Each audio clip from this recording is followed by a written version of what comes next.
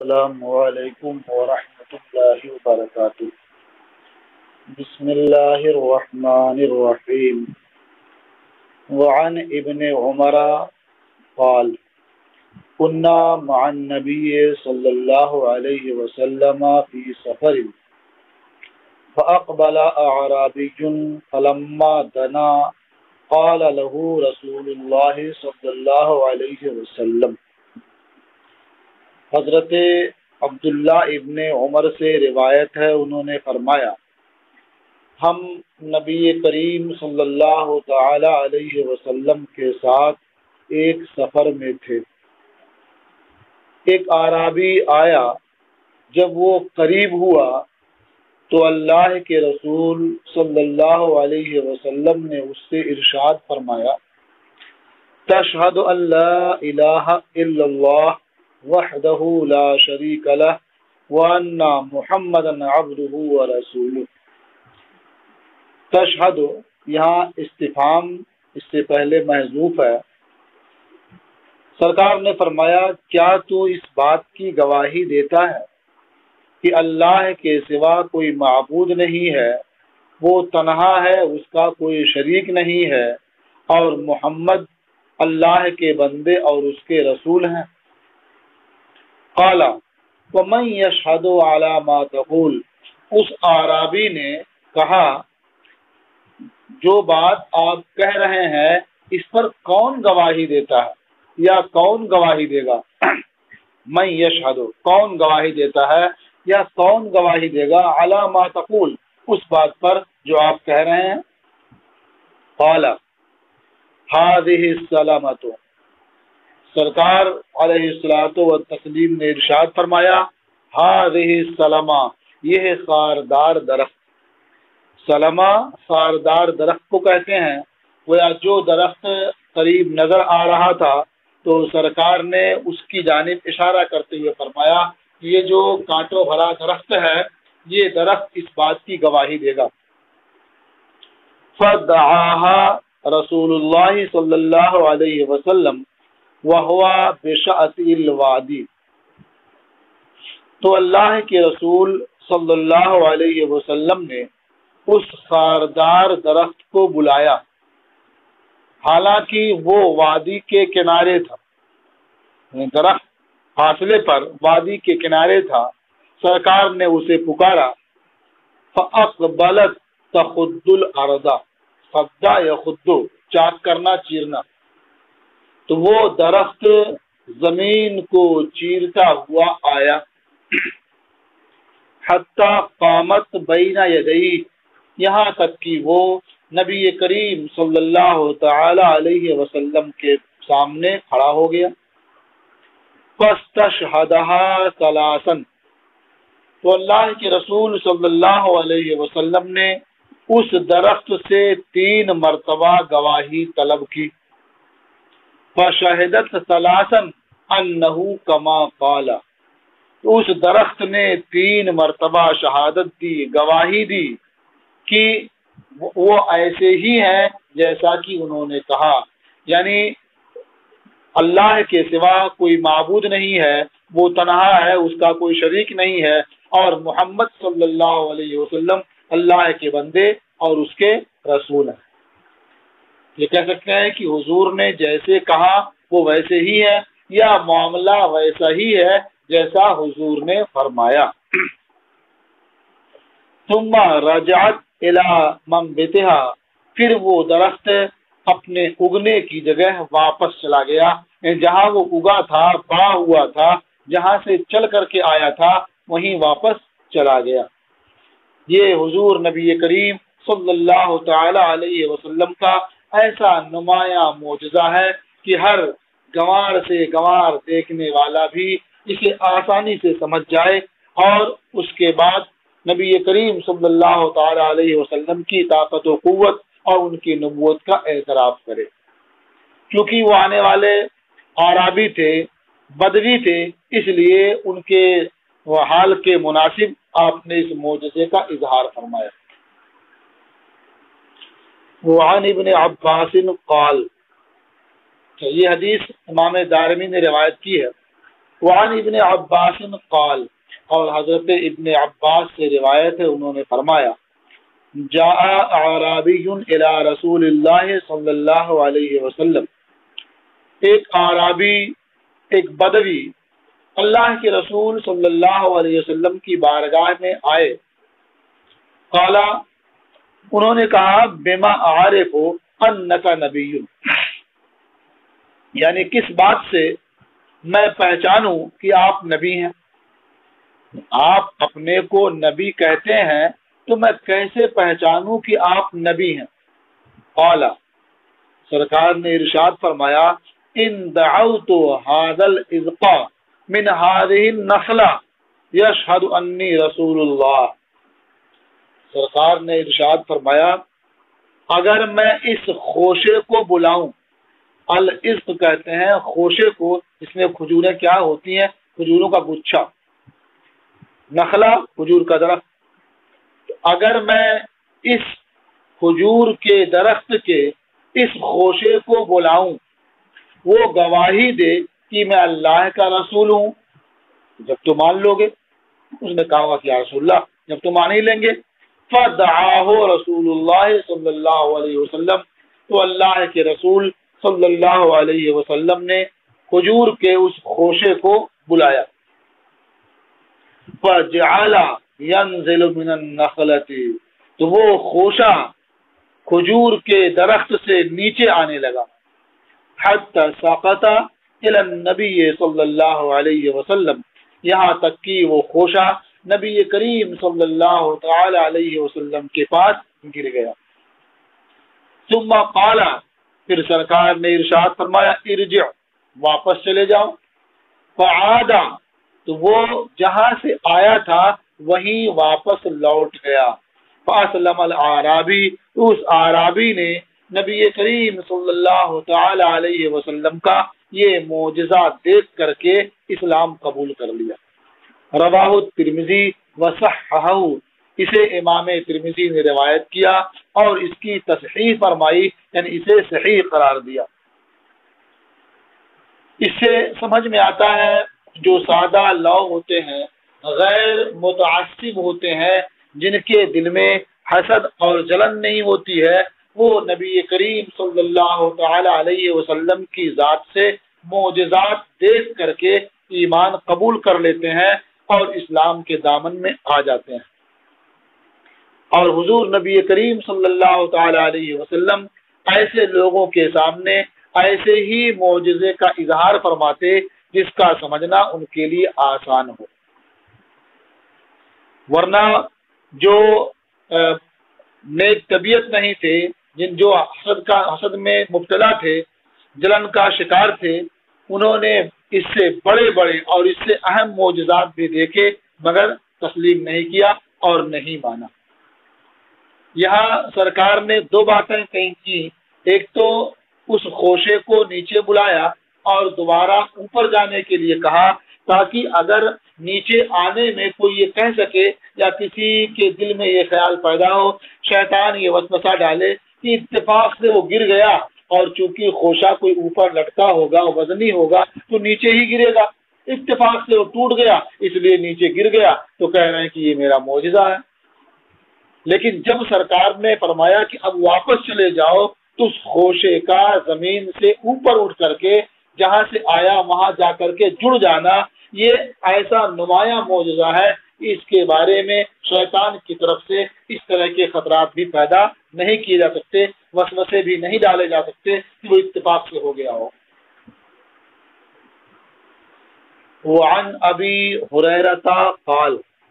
اور حضرت ابو ہریرہ سے روایت ہے، انہوں نے فرمایا جاء ذئب الی راعی غنم، ایک بھیڑیا ایک بکریوں کے چرانے والے کے پاس آیا، فاخذ منها شاۃ، اس بھیڑیے نے بکریوں کے ریوڑ سے ایک بکری پکڑ لی، فطلبہ الراعی، تو چرواہے نے اس کا پیچھا کیا، یعنی اسے ڈھونڈا، تلاش کیا، اس کا پیچھا کیا، حتی انتزعها منہ، یہاں تک کہ چرواہے نے بھیڑیے سے بکری چھین لی۔ قال، راوی نے بیان کیا فَصَعِدَ الذِّئْبُ عَلَىٰ تَلٍّ، تو وہ بھیڑیا ٹیلے پر چڑھ گیا، فَأَقَعَ وَاسْتَصْفَرَ، وہ بھیڑیا ٹیلے پر چڑھ گیا اور دم دبا کر بیٹھ گیا۔ یہ دم دبا کر بیٹھنا کیا؟ فَأَقَعَ، اس نے اقاع کیا۔ اقاع ایک خاص قسم کی بیٹھک کو کہتے ہیں، یعنی اس نے اپنے دونوں اگلے پاؤں کھڑے کر لیے اور اپنی سرین پر بیٹھ گیا۔ وَاسْتَصْفَرَ، اور اپنی دم کو اپنے دونوں پاؤں کے درمیان کر لیا، اسی کو کہتے ہیں دم دبا کر کے بیٹھ جانا، یعنی اپنے دونوں پاؤں کے بیچ سرین دم کو پیچھے سے آگے کی طرف نکال لیا، سرین پر بیٹھ گیا، گویا وہ بیٹھنے میں اپنی دم پر بھی بیٹھا اور اگلا دونوں پاؤں کھڑا کر لیا اور چرواہے کی طرف متوجہ ہوا۔ وقال، اور کہا، قد عمدت الى رزق رزقنیہ اللہ اخذتہ، میں نے اس رزق کا قصد کیا جو رزق اللہ نے مجھے عطا فرمایا، اخذتہ، میں نے وہ رزق لے لیا، ثم انتزعتہ منی، پھر تو نے مجھ سے وہ رزق چھین لیا۔ فقال الرجل، تو اس چرواہے شخص نے کہا، تاللہ ان رأیت کالیوم ذئب یتکلم، اس شخص نے کہا، بخدا میں نے آج کی طرح سے تعجب خیز معاملہ نہیں دیکھا۔ ان یہاں نافیہ ہے، آج کی طرح سے میں نے حیرت انگیز اور تعجب خیز معاملہ نہیں دیکھا۔ یہ تعجب خیز کیا ہے؟ ذئب یتکلم، بھیڑیا بات کر رہا ہے، یعنی یہ پہلا موقع ہے کہ میں نے بھیڑیے کو انسانوں کی طرح سے بات کرتے ہوئے دیکھا، یہ تو بڑے تعجب کی بات ہے۔ فقال الذئب تعجب من هذا رجل في النخلات بين الحرتين يخبركم بما مضى وما هو كائن بعدكم، تو اس بھیڑیے نے کہا، اس سے زیادہ تعجب خیز، اعجب من هذا، اس سے زیادہ تعجب خیز یہ ہے کہ رجل فی النخلات، کہ ایک شخص پہاڑوں کے درمیان کھجوروں کے جھرمٹ میں تمہیں خبر دیتا ہے اس کی جو ہو چکا، یعنی ماضی میں جو ہو چکا اس کی وہ خبر دیتا ہے، وما ہوا کائن بعدکم، اور اس کی بھی خبر دیتا ہے جو تمہارے بعد ہونے والا، یعنی وہ ماضی کی بھی خبر دینے والا شخص ہے اور آئندہ کی بھی خبر دینے والا شخص ہے، تو وہ تو اس سے زیادہ تعجب خیز ہے۔ قال فکان الرجل یہودیا، راوی کہتے ہیں کہ وہ چرواہا، وہ آدمی یہودی تھا، فجاء الی النبی صلی اللہ علیہ وسلم، وہ نبی کریم صلی اللہ تعالی علیہ وسلم کی خدمت میں آیا، فاخبرہ، اور حضور کو اس نے اس پورے واقعے کی خبر دی، وہ اسلم، اور اسلام قبول کر لیا، فصدقہ النبی صلی اللہ علیہ وسلم، تو نبی کریم صلی اللہ تعالی علیہ وسلم نے اس چرواہے کی تصدیق فرمائی، ثم قال، پھر ارشاد فرمایا، ثم قال النبی صلی اللہ علیہ وسلم، پھر نبی کریم صلی اللہ تعالی علیہ وسلم نے ارشاد فرمایا، انہا امارات بین یدی الساعہ، یعنی یہ نشانیاں ہیں قرب قیامت کی، قیامت کے سامنے کی نشانیاں ہیں، یعنی قرب قیامت کی یہ نشانیاں ہیں، یہ علامتیں ہیں۔ قد اوشک الرجل ان یخرج فلا یرجع حتی یحدثہ نعلہ وصوتہ بما احدث اہلہ بعدہ، قریب ہے کہ آدمی اپنے گھر سے نکلے تو واپس نہ لوٹے یہاں تک کہ اس کی جوتیاں، اس کے نالین اور اس کا کوڑا اسے ان سب کی خبر دے جو اس کے گھر والوں نے اس کے گھر سے نکلنے کے بعد کیا ہے۔ یعنی قیامت کی نشانیوں میں سے ایک نشانی یہ بھی ہے کہ ایسا وقت آئے گا کہ آدمی اپنے گھر سے نکل جائے گا، ابھی وہ لوٹ کر واپس نہیں آئے گا کہ اس کی جوتیاں اسے بتائیں گی، اس کا کوڑا اسے بتائے گا کہ اس کے گھر سے جانے کے بعد اس کے گھر والوں نے کیا کیا کام کیا ہے۔ رواہ فی شرح سنہ، اسے شرح السنہ میں روایت کیا ہے۔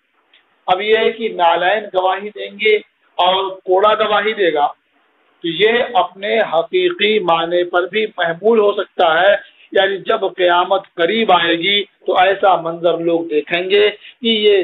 نالین یعنی جوتیاں اور کوڑے یہ سب گواہی دیں گے کہ گھر والوں نے کیا کیا کیا ہے، یعنی اللہ تعالیٰ انہیں بولنے کی قوت عطا فرما دے گا، وہ قوت گویائی انہیں مل جائے گی اور وہ خود خبر دیا کریں گے۔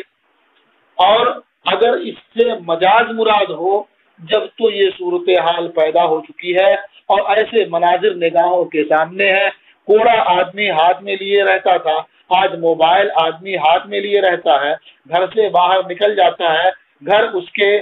کیمرے لگے ہوتے ہیں، جہاں چاہتا ہے آن کرتا ہے، اور گھر میں کون کیا کر رہا ہے یا کس نے کیا کیا ہے سب اسے وہیں معلوم ہو جاتا ہے۔ تو جیسے کوڑا ہاتھ میں ہوتا ہے تو کہا گیا کوڑا بتائے گا، تو اس طرح سے آپ کے ہاتھ میں یہ موبائل ہوتا ہے اور آپ کو سب بتاتا ہے یا آپ کے نکلنے کے بعد کس نے کیا کیا ہے یا کون کیا کر رہا ہے۔ تو حقیقی معنی پر بھی اسے محمول کیا جا سکتا ہے۔ انتظار کریں، ضرور وہ موقع آئے گا کہ لوگ دیکھیں گے کہ کوڑا خود ہی بات کر رہا ہے، اور مجازی معنی پر محمول کریں تو اس کے مناظر آپ خود دیکھ سکتے ہیں آپ کی نگاہوں کے سامنے۔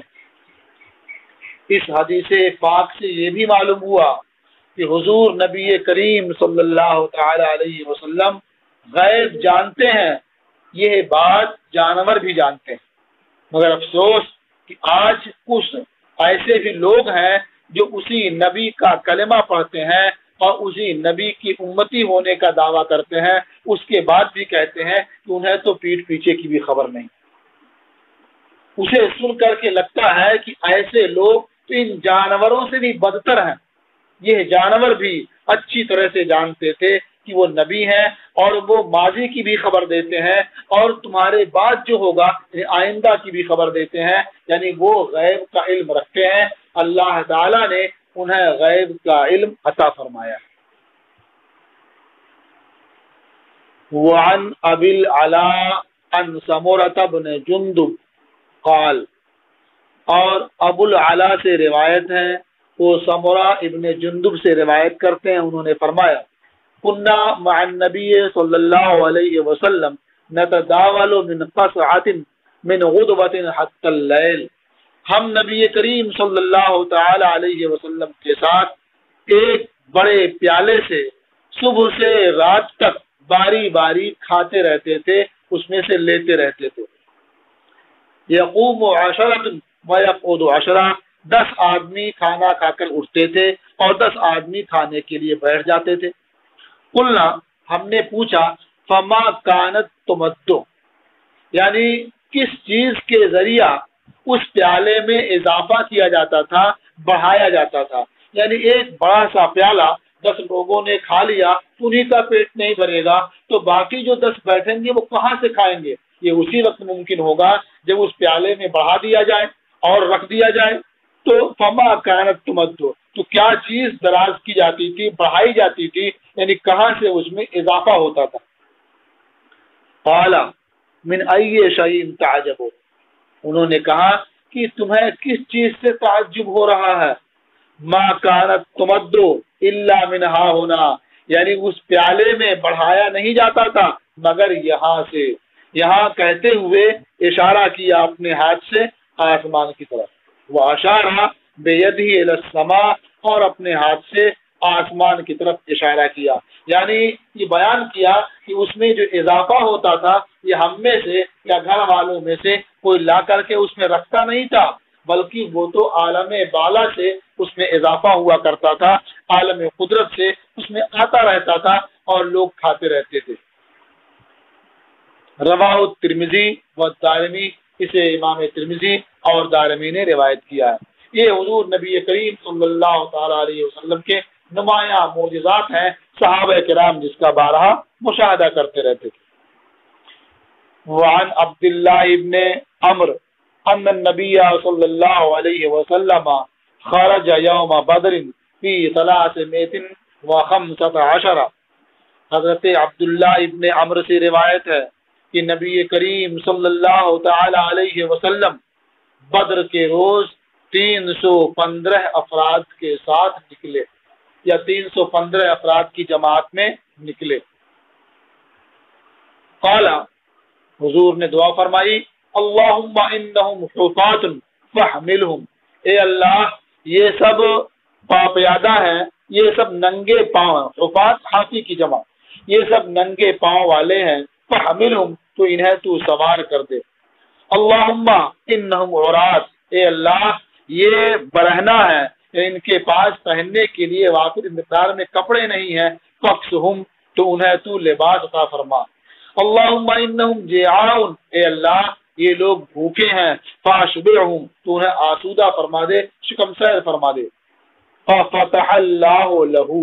تو اللہ نے ان کے لیے فتح فرما دی، فانقلبوا وما منہم رجل الا وقد رجع بجمل او جملین، تو وہ واپس لوٹے اور ان میں سے کوئی شخص نہیں تھا مگر یہ کہ وہ ایک اونٹ یا 2 اونٹ لے کر کے لوٹا، وَاقْتَسَوْا وَشَبِعُوا اور انہیں کپڑا حاصل ہو گیا، کپڑا مل گیا اور وہ شکم سیر ہو گئے، آسودہ ہو گئے۔ اسے ابو داؤد نے روایت کیا۔ تو یہ نبی کریم صلی اللہ تعالی علیہ وسلم نے دعا فرمائی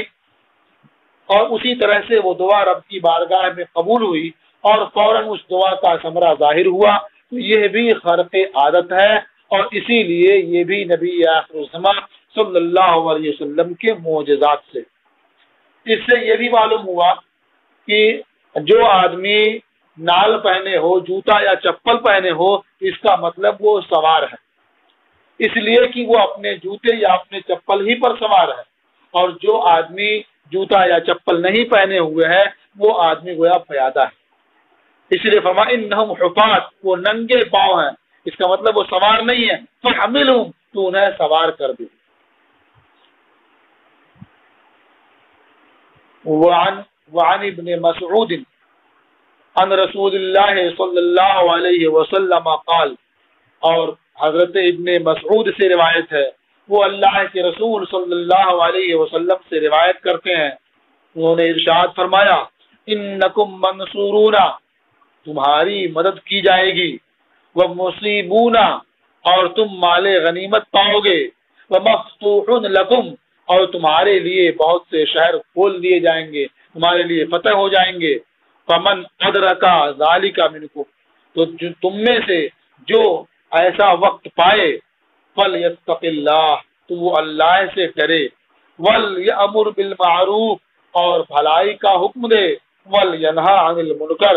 اور برائی سے روکے، منکر سے منع کرے۔ اسے ابو داؤد نے روایت کیا ہے۔ یعنی ایسے موقع پر حضور نبی کریم صلی اللہ تعالی علیہ وسلم نے تاکید فرمائی کہ وہ اللہ سے ڈرے اور بھلائی کا حکم دے، برائی سے روکے، اس لیے کہ جب آدمی ترقی کرتا ہے، جب مال و دولت کی فراوانی ہوتی ہے، عیش و آرام کے اسباب مہیا ہوتے ہیں، اس موقع پر میانہ روی اختیار کرنا، اعتدال کی حالت کو برقرار رکھنا یہ بڑا مشکل ہوتا ہے۔ ایسے موقع پر ہی حقیقی امتحان ہوتا ہے کہ بندہ کس قدر اعتدال اختیار کرتا ہے، میانہ روی اختیار کرتا ہے۔ محتاج تنگ دست ہے اور وہ کہے کہ میں نے یہ چیز نہیں کھائی، میں نے یہ چیز نہیں پی، تو ایسے ہی جیسے کسی کے پاس کیمرہ ہی نہ ہو اور وہ کہے کہ میں نے کسی کا فوٹو نہیں کھینچا آج تک، یہ بہت اہم بات نہیں ہوتی ہے۔ کسی کے پاس کیمرہ ہو اس کے بعد بھی وہ کسی کا فوٹو نہ کھینچے تو یہ زیادہ اہم ہوتا ہے۔ سرکار نے فرمایا کہ یہ فتوحات تمہیں حاصل ہوں گی، تو ایسے موقع پر تم اللہ سے ڈرنا، بھلائی کا حکم دینا اور برائی سے منع کرنا، اور یہی حاکم کی شان ہوتی ہے اور یہی امیر کی شان ہوتی ہے کہ وہ پیش آنے والے خطرات سے اپنے ماتحتوں کو آگاہ کرتا رہے اور انہیں تنبیہ کرتا رہے۔ تو نبی کریم صلی اللہ تعالی علیہ وسلم نے اپنے ماننے والوں کو خطرات سے آگاہ بھی کیا اور تنبیہ فرمائی کہ ایسا موقع جب آ جائے، ایسا زمانہ آ جائے تو اللہ سے ڈرتے رہنا، بھلائی کا حکم دینا اور برائی سے منع کرنا۔ وعن جابر ان یہودیۃ من اہل خیبر سمت شاتم مسلیہ، اور حضرت جابر رضی اللہ تعالی عنہ سے روایت ہے کہ اہل خیبر کی ایک یہودی عورت نے بھنی ہوئی بکری میں زہر ملا دیا بھنی ہوئی بکری کو زہر آلود کر دیا، مسلیہ کہتے ہیں بھنی ہوئی۔ ثم احدثها لرسول اللہ صلی اللہ علیہ وسلم، پھر اس عورت نے وہ زہر آلود بکری اللہ کے رسول صلی اللہ علیہ وسلم کو بطور ہدیہ پیش کی۔ فاخذ رسول اللہ صلی اللہ علیہ وسلم الذراع، تو اللہ کے رسول صلی اللہ علیہ وسلم نے اس بکری کی دستی لے لی، فاکلا منہا، اس میں سے کچھ اپنے منہ میں ڈالا، اس میں سے کچھ تناول فرمایا۔ وَأَكَلَ رَهْطٌ مِّنْ أَصْحَابِهِ مَعَهُ، اور حضور کے ساتھ حضور کے اصحاب میں سے ایک جماعت نے بھی کھانا کھایا۔ فقال رسول اللہ صلی اللہ علیہ وسلم، تو اللہ کے رسول صلی اللہ علیہ وسلم نے ارشاد فرمایا، ارفعوا ایدیکم، اپنے ہاتھ اوپر اٹھا لو، یعنی کھانا چھوڑ دو، کھانا مت کھاؤ۔ وارسل الی الیہودیہ، اور حضور نے اس یہودیہ کے پاس، اس یہودی عورت کے پاس آدمی بھیجا، فدعاها، اور اسے طلب کیا، اسے بلایا۔ فقال سممت هذه الشاة، فرمایا تو نے اس بکری میں زہر ملا دیا۔ فقالت من اخبرک، اس یہودی عورت نے کہا کہ آپ کو کس نے بتایا؟ قال اخبرتنی هذه في يدي للذراع، مجھے میرے ہاتھ میں اس نے اطلاع دی، اشارہ کرتے ہوئے دستی کی طرف، یعنی بکری کے اس دست کی طرف اشارہ کرتے ہوئے فرمایا کہ مجھے میرے ہاتھ میں اس نے اطلاع دی کہ میرے اندر زہر ملا ہوا ہے۔ قالت نعم، اب اس یہودی عورت کے لیے انکار کی کوئی گنجائش نہیں رہ گئی، تو اس نے کہا ہاں میں نے زہر ملایا ہے۔ کیوں ملایا ہے اس کی وجہ بیان کیا، قلت ان کان نبیا فلن تضرہ، میں نے سوچا کہ اگر وہ نبی ہوں گے تو یہ زہر آلود بکری انہیں کچھ ضرر نہیں پہنچائے گی، کچھ نقصان نہیں دے گی۔ وَإِن لَمْ يَكُنْ نَبِيًّا اسْتَرَحْنَا مِنْهُ، اور اگر وہ نبی نہیں ہوں گے تو ہم ان سے آرام پا جائیں گے، راحت پا جائیں گے۔ فَعَفَا عَنْهَا، تو حضور نے اسے معاف کر دیا۔ فعفا عنہا رسول اللہ صلی اللہ علیہ وسلم، تو اللہ کے رسول صلی اللہ علیہ وسلم نے اس یہودی عورت کو معاف کر دیا۔ ولم یعاقبها، اور اسے کوئی سزا نہیں دی، اسے عقاب نہیں فرمایا۔ وتوفی اصحابہ الذین اکلوا من الشاة، اور حضور کے اصحاب میں ان کی وفات ہو گئی جنہوں نے اس بکری سے کھا لیا تھا۔ وَحَتَجَمَ رسول اللہ صلی اللہ علیہ وسلم علی کاہلہ من اجل الذی اکل من الشاة، اور اللہ کے رسول صلی اللہ علیہ وسلم نے اپنے کندھے پر پشنا لگوایا اس کی وجہ سے جو آپ نے بکری سے کھا لیا تھا، یعنی اپنے کندھے پر آپ نے نشتر لگوایا اور اس میں سے فاسد خون نکلوایا، اس کی وجہ سے جو آپ نے بکری سے گوشت تناول فرمایا تھا۔ حجبہ ابو ہند بالقرن والشفرا، یہ پسند لگانے اور فاسد خون نکالنے کا کام ابو ہند نے کیا قرن اور شفرا کے ذریعہ۔ قرن کہتے ہیں سین کو، یا سین کی طرح سے جو چیز ہوتی ہے خون کشید کرنے کے لیے، خون کھینچنے کے لیے، اور شفرا اور چھری، یعنی پہلے چھری سے زخم لگاتے ہیں پھر اس کے بعد کیا خون نکالتے ہیں باہر۔ وہوا مولن لبنی بیاضا، اور وہ یعنی ابو ہند یہ انصار میں سے بنی بیاضا کے آزاد کردہ ہیں۔ رواہ ابو داؤد و دارمی، اسے حضرت ابو داؤد اور دارمی نے روایت کیا تھا۔ اس حدیث کے تعلق سے یہ کہا جاتا ہے اس یہودی عورت نے نبی کریم صلی اللہ تعالی علیہ وسلم کے اصحاب سے دریافت کیا کہ حضور گوشت میں کون سا حصہ زیادہ پسند فرماتے ہیں، تو صحابہ نے فرمایا کہ وہ شانے کا گوشت دست زیادہ پسند کرتے ہیں۔ تو اس یہودیہ نے بکری ذبح کرائی، اسے صاف ستھرا کرایا، اسے بھنا اور پوری بکری میں زہر ملا دیا اور دست والے حصے میں زہر اور زیادہ ملایا، ایسا زہر تھا جو فوراً اثر کرنے والا تھا، جو کھا لے وہ تھوڑی دیر بھی زندہ نہیں رہ سکتا تھا۔ تو اس طرح زہر ملا دیا اور دعوت کر کے سرکار اور آپ کے اصحاب کے سامنے اسے پیش کر دیا۔ حضور نبی کریم صلی اللہ تعالی علیہ وسلم نے اس میں سے کچھ حصہ اٹھا کر کے اپنے منہ میں رکھا۔ آپ اندر نگل نہیں رہے تھے، ادھر ادھر گھما رہے تھے، اتنے میں آپ نے فرمایا کہ تم لوگ ہاتھ روک لو، کھانا مت کھاؤ۔ اور اس کے بعد جو آگے ہوا، یہودیہ کو طلب کیا، اور اس کے بعد جب اس نے پوچھا کہ آپ کو کس نے بتایا، تو حضور نے فرمایا کہ اسے دستی نے مجھے بتایا ہے۔ یہ دستی میں نے ہاتھ میں لی تھی اور اس نے میرے ہاتھی میں یہ بتایا کہ میرے اندر زہر ملا ہوا ہے۔ تو اس سے یہ معلوم ہوا کہ حضور نبی کریم صلی اللہ تعالی علیہ وسلم سے وہ ساری چیزیں بھی بات کیا کرتی ہیں، خبر دیا کرتی ہیں، جنہیں ہم اور آپ بالکل بے زبان سمجھتے ہیں، اور ہم یہ سمجھتے ہیں کہ ان کے اندر بولنے کی طاقت نہیں ہے۔ ایک چیز یہاں یہ بھی ہے، ایک اس روایت میں یہ ہے کہ اللہ کے رسول صلی اللہ علیہ وسلم نے اس یہودی عورت کو معاف کر دیا، اسے کوئی سزا نہیں تھی، جبکہ بعض دوسری روایتوں میں یہ ہے کہ نبی کریم صلی اللہ تعالی علیہ وسلم نے اسے قصاص میں قتل کرا دیا۔ تو کہتے ہیں ان دونوں میں تطبیق کی وجہ یہ ہے کہ نبی کریم صلی اللہ تعالی علیہ وسلم نے اس پر کوئی سزا نہیں دی کہ اس نے حضور نبی کریم صلی اللہ علیہ وسلم کو قتل کرنے کے لیے، انہیں ختم کرنے کے لیے زہر ملایا تھا۔ تو اپنے لیے کوئی انتقام نہیں لیا، اس عورت کو کوئی سزا نہیں دی، کوئی بدلہ نہیں لیا۔ لیکن جب آپ کے اصحاب میں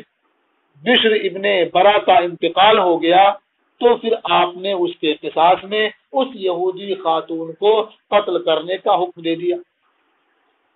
اب ایک سوال یہ پیدا ہوتا ہے کہ آپ کے اصحاب میں تو کئی ایک کا انتقال ہوا تھا، یعنی جتنے لوگوں نے بھی کھا لیا تھا، حلق کے اندر اتار لیا تھا، ان سب کا انتقال ہو گیا، تو پھر ایک صحابی کے تخصیص کی وجہ کیا ہے؟ اس کا جواب یہ ہے کہ ان اصحاب میں سب سے پہلے جو انتقال ہوا وہ بشر ابن برا کا انتقال ہوا، اور جب سرکار کو اس کی خبر دی گئی تو حضور نے ان کے قصاص میں اس یہودیہ کو قتل کرنے کا حکم دے دیا اور اسے قتل کر دیا گیا۔ اور اس کے یعنی بشر ابن برا کے بعد دوسرے اصحاب کا انتقال ہوا، جس نے زہر ملایا تھا وہ تو قتل کی جا چکی تھی، اس لیے اب ان کے لیے انتقام لینے کا کوئی معاملہ ہی نہیں تھا، ان کے لیے قصاص کا کوئی مسئلہ ہی نہیں تھا، اس لیے ان کا نام خاص طور سے لیا جاتا ہے کہ بشر ابن برا کے قصاص میں اس یہودی خاتون کو قتل کر دیا گیا۔ اب یہ ہے کہ حضور نبی کریم صلی اللہ تعالی علیہ وسلم کو پہلے ہی حضور نبی کریم صلی اللہ تعالی علیہ وسلم اگر پہلے یہ بتا دیتے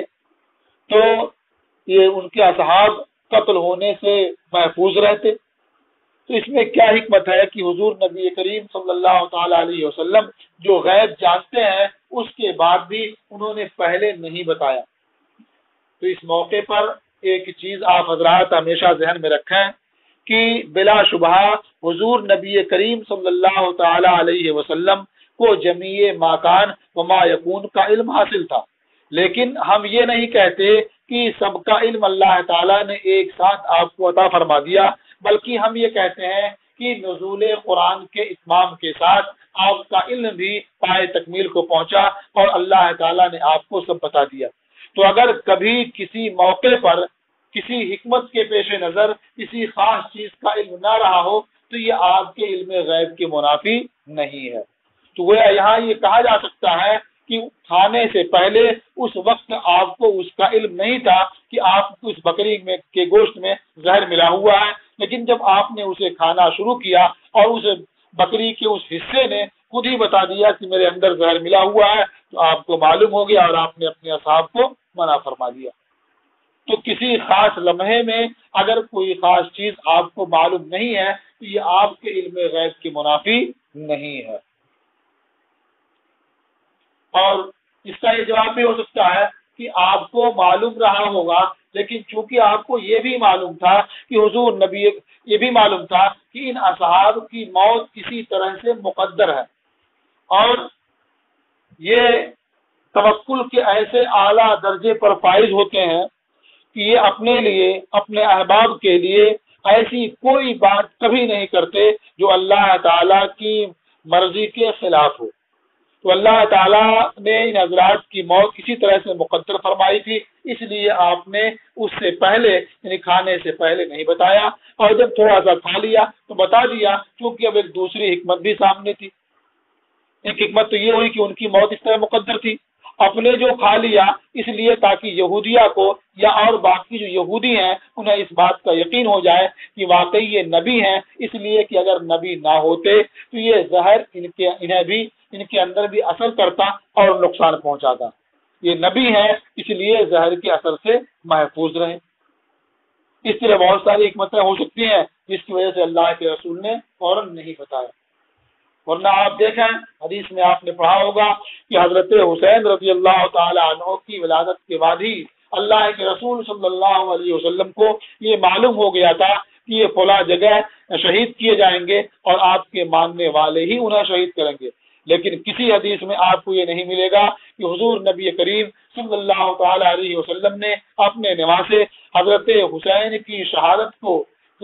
حضرت حسین کی شہادت کے ٹل جانے کی دعا فرمائی ہو، یا یہ دعا کی ہو کہ اللہ تعالیٰ انہیں اس حادثے سے محفوظ رکھے، یا حضرت علی نے دعا کی ہو، یا حضرت فاطمہ نے دعا کی ہو، یا کسی اور ان کے اہل خانہ میں سے اس کام کے لیے دعا کی ہو۔ معلوم ہوا کہ اللہ کے ایسے نیک بندے، ایسے مقرب اور ایسے پاکیزہ صفات ہیں کہ جو اپنے لیے یا اپنے اہل خانہ کے لیے کوئی ایسی دعا نہیں کرتے جو اللہ تعالیٰ کی مشیت اور مرضی کے خلاف معلوم ہو، بلکہ وہ راضی برضا ہوتے ہیں۔ جو اللہ تعالیٰ نے مقدر فرمایا ہے، جو فیصلہ فرمایا ہے، اس سے بالکل وہ راضی ہوتے ہیں۔ وعن سہل بن حنظلیہ انہم صاروا مع رسول اللہ صلی اللہ علیہ وسلم یوم حنین، اور سہل ابن حنظلیہ سے روایت ہے کہ وہ سب اللہ کے رسول صلی اللہ علیہ وسلم کے ساتھ حنین کے روز چلے۔ فاطنبوا السیر، تو انہوں نے سفر لمبا کیا، دیر تک چلتے رہے، حتی کان عشیۃ، یہاں تک کہ وقت شام کا ہو گیا۔ فجاء فارس، تو ایک گھڑ سوار آیا اور اس نے کہا یا رسول اللہ انی طلعت علی جبل کذا و کذا، کہ میں فلاں فلاں پہاڑ پر چڑھا، فاذا انا بحوازن علی بکرۃ ابیہم بزعنہم ونعمہم اجتمعوا الی حنین۔ حوازن قبیلے کا نام ہے، اور علی بکرۃ ابیہم ایک محاورے کے طور پر بولا جاتا ہے، پوری جماعت اور پوری جمعیت کو بتانے کے لیے یہ کلمہ استعمال کیا جاتا ہے۔ اور زعن یہ زعینہ کی جمع ہے، پردہ نشین خاتون کو کہتے ہیں، اور کبھی مطلقاً خواتین کے لیے زعن کا استعمال ہوتا ہے۔ اور نام سے مراد چوپائے ہیں، جانور ہیں، یہ ان کے اموال ہوتے ہیں۔ تو اس نے کہا کہ میں نے دیکھا کہ قبیلہ حوازن سب کے سب اپنی عورتوں اور چوپایوں کے ساتھ حنین میں اکٹھا ہے، جمع ہے۔ فتبسم رسول اللہ صلی اللہ علیہ وسلم، یہ سن کر کے اللہ کے رسول صلی اللہ علیہ وسلم نے تبسم فرمایا، وقالا، اور فرمایا تلک غنیمت المسلمین غدا انشاءاللہ تعالی، انشاءاللہ تعالی وہ سب کل مسلمانوں کے لیے غنیمت ہے، یعنی کل جب مقابلہ ہوگا تو انہیں شکست ہو جائے گی، مسلمانوں کو فتح حاصل ہوگی، اور ان کا سارا مال اور یہ سب جو کچھ لے کر کے آئے ہیں وہ مسلمانوں کو مل جائے گا، کہ ان کے لیے غنیمت کا سامان ہوگا۔ ثم قال، پھر سرکار نے ارشاد فرمایا، من یحرسنا اللیلہ، آج رات کون ہماری پہرے داری کرے گا، کون دیکھ بھال کرے گا، کون حالات کا جائزہ لیتا رہے گا۔ قال انس بن ابی مرثد الغنوی، انس ابن ابو مرثد غنوی نے عرض کیا، انا یا رسول اللہ، یا رسول اللہ میں پہرے داری کا کام کرتا ہوں۔ قال ارکب، سرکار نے ارشاد فرمایا سوار ہو جاؤ۔ فرکبا فرسن لہو، تو وہ اپنے گھوڑے پر سوار ہو گئے۔ فقال، تو سرکار نے ارشاد فرمایا استقبل هذا الشعب حتی تکون فی اعلی، اس گھاٹی کی طرف چلے جاؤ یہاں تک کہ تم اس کے اوپر پہنچ جاؤ۔ فلما اصبحنا، جب ہم نے صبح کی، خرج رسول اللہ صلی اللہ علیہ وسلم الی مصلی، تو اللہ کے رسول صلی اللہ علیہ وسلم نماز پڑھنے کی جگہ تشریف لے گئے، ورکع رکعتین، اور 2 رکعت آپ نے ادا فرمائی، یعنی فجر کی سنت آپ نے ادا کی۔ ثم قال، پھر فرمایا، هل حسستم فارسکم، کیا تمہیں اپنے اس سوار کا کچھ احساس ہوا، یعنی تمہیں اپنے سوار کے بارے میں کچھ علم ہوا؟ فقال رجل یا رسول اللہ ما حسسنا، ایک شخص نے عرض کیا، اے اللہ کے رسول ہمیں تو کچھ معلوم نہیں ہوا۔ فصوب بالصلاۃ، تو نماز کے لیے اقامت کہی گئی۔ فجعل رسول اللہ صلی اللہ علیہ وسلم وهو يصلي يلتفت الى الشعب، تو اللہ کے رسول صلی اللہ علیہ وسلم گھاٹی کی طرف توجہ فرمانے لگے حالانکہ آپ نماز ادا فرما رہے تھے۔ حتی اذا قضى الصلاة قال ابشروا فقد جاء فارسكم، یہاں تک کہ جب نبی کریم صلی اللہ تعالی علیہ وسلم نے نماز ادا فرما لی، ارشاد فرمایا، خوش ہو جاؤ تمہارا سوار آ گیا۔ فجعلنا ننظر الى خلال الشجر في الشعب، تو ہم گھاٹی میں درختوں کے درمیان دیکھنے لگے۔ فاذا هو قد جاء، دیکھا کہ وہ آ چکا ہے۔ حتی وقف على رسول اللہ صلی اللہ علیہ وسلم، یہاں تک کہ وہ اللہ کے رسول صلی اللہ علیہ وسلم کے پاس ٹھہرا۔ فقال، اور عرض کیا، انی انطلقت حتی كنت في اعلی هذا الشعب، میں یہاں سے چلا یہاں تک کہ میں اس گھاٹی کے اوپر تھا، حیث امرنی رسول اللہ صلی اللہ علیہ وسلم، جہاں مجھے اللہ کے رسول صلی اللہ علیہ وسلم نے جانے کا حکم دیا تھا۔ فلما اصبحت، تو جب میں نے صبح کی، طلعت الشعبین کلیہما، تو میں دونوں گھاٹیوں کے اوپر چڑھا، یعنی جو پہاڑیاں ہیں اس کے اوپر میں چڑھ گیا۔ فلم ارى احدا، اور میں نے ادھر ادھر نظر دوڑائی، ہر طرف دیکھا تو مجھے کوئی نظر نہیں آیا۔ فقال له رسول اللہ صلی اللہ علیہ وسلم، تو اللہ کے رسول صلی اللہ علیہ وسلم نے ان سے فرمایا، هل نزلت اللیلہ، کیا تم اس رات اپنے گھوڑے سے اترے بھی تھے؟ قال لا الا مصلیا او قاضی حاجت، انہوں نے عرض کیا، نہیں مگر نماز پڑھنے کے لیے یا حاجت پوری کرنے کے لیے، یعنی بشری حاجت پوری کرنے کے لیے، یعنی پیشاب کرنے کے لیے یا پاخانہ کرنے کے لیے اترا، یا پھر نماز پڑھنے کے لیے اترا، باقی کسی اور چیز کے نہیں اترا، میں گھوڑے پر سوار دیکھ بھال کرتا رہا۔ قال رسول اللہ صلی اللہ علیہ وسلم، فلا علیک ان لا تعمل بعدها، تو اللہ کے رسول صلی اللہ علیہ وسلم نے ارشاد فرمایا، فلا علیک، یعنی فلا باس علیک، تم پر کوئی مواخذہ نہیں ہے، تم پر کوئی حرج نہیں ہے، ان لا تعمل بعدها، اس پہرے داری کے بعد تم کچھ کام نہ کرو، یعنی تم تمام مجاہدین کے ساتھ شامل ہو، اور تم نے جو رات میں پہرا دیا ہے یہ خود بہت بڑا کام ہے، اب اگر تم دن میں کوئی کام نہ بھی کرو جب بھی تمہارے تم پر کوئی مواخذہ نہیں ہے۔ رواہ ابو داؤد، اسے ابو داؤد نے روایت کیا ہے۔ اس سے معلوم ہوا کہ کل کیا ہوگا یہ حضور نبی کریم صلی اللہ تعالی علیہ وسلم کو معلوم ہے، اسی لیے حضور نے ارشاد فرمایا کہ کل یہ مسلمانوں کے لیے مال غنیمت ہے انشاءاللہ تعالی، اور واقعی ایسا ہی ہوا جیسا حضور نے ارشاد فرمایا تھا کہ ان کا سارا سامان، سارے مال و اسباب سب مسلمانوں کی ملکیت میں آ گئے۔ اور یہ پہرا دینا، دیکھ بھال کرنا، ان کی خبر رکھنا، یہ سب تعلیم امت کے لیے ہے، تاکہ حضور کے بعد جب یہ ان مسائل سے دوچار ہوں تو کیسے اسے انجام دیا جائے، کیسے پہرے داری کی جائے، کیسے دیکھ بھال کی جائے، ان سب چیزوں کی انہیں تعلیم مل جائے، ان سب کا طریقہ انہیں معلوم ہو جائے، اس لیے آپ نے یہ سب کیا، ورنہ آپ چاہتے تو کسی کو پہرا دینے کے لیے بھیجنے کی ضرورت نہیں تھی، آپ خود ہی مشاہدہ فرما لیتے کون کہاں ہے اور کیا کر رہا ہے۔ اب یہ ہے کہ آپ نماز میں بھی ادھر التفات فرماتے رہے تو اس میں کوئی حرج نہیں ہے، اس لیے کہ یہ اللہ کی راہ میں جہاد بھی ایک عبادت ہے اور نماز پڑھنا بھی ایک عبادت ہے، ایک عبادت کے اندر دوسری عبادت اگر داخل ہو جاتی ہے اور پہلی عبادت کی وہ منافی نہیں ہے تو اس میں کوئی حرج نہیں ہے.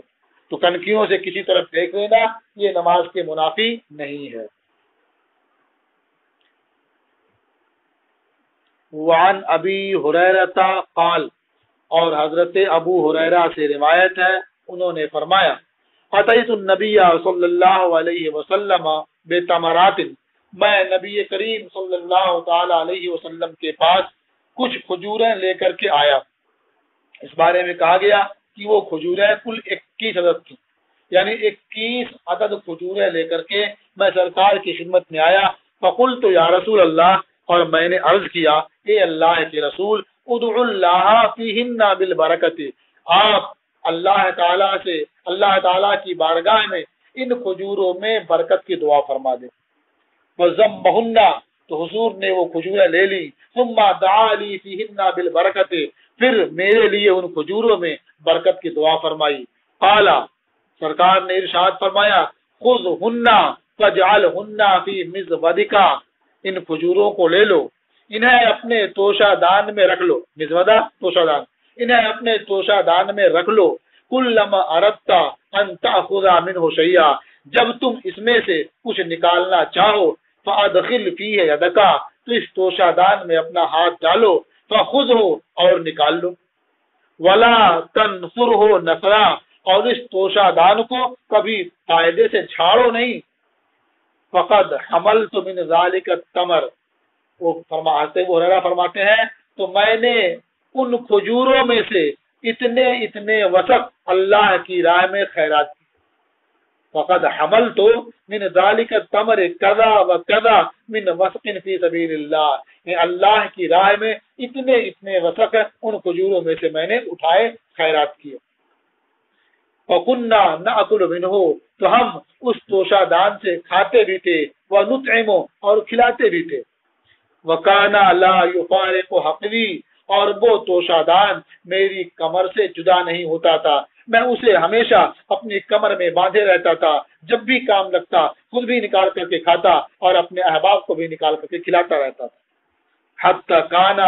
یوم قتل عثمان، یہاں تک کہ حضرت عثمان کے قتل کا دن ہوا. فَإِنَّهُ انقطع، تو وہ توشہ دان ہو گیا، مجھ سے جدا ہو گیا. اسے امام ترمذی نے روایت کیا ہے. یہ حضور نبی کریم صلی اللہ تعالی علیہ وسلم کا ایک بڑا اور نمایاں معجزہ ہے کہ آپ نے 21 کھجوروں میں دعا فرما دی تو اتنی برکت ہوئی کہ جانے کتنے